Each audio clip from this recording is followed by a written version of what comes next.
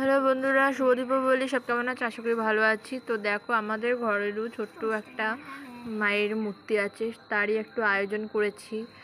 আজকে বিশেষ উপলক্ষে আয়োজনটা হয়েছে।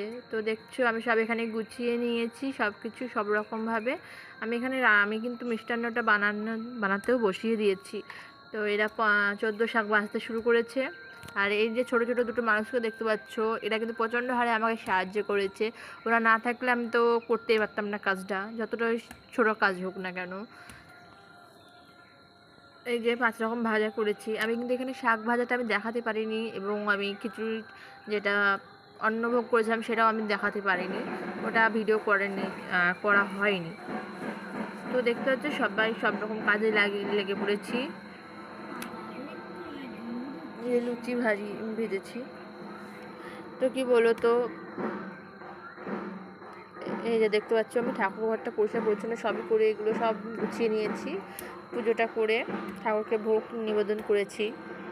পুজো করবো এবার। পুজোর ভিডিওটা আমি দেখাইনি যেহেতু। তো ঘরটা কেমন সাজানো হয়েছে তো কমেন্টে জানিও।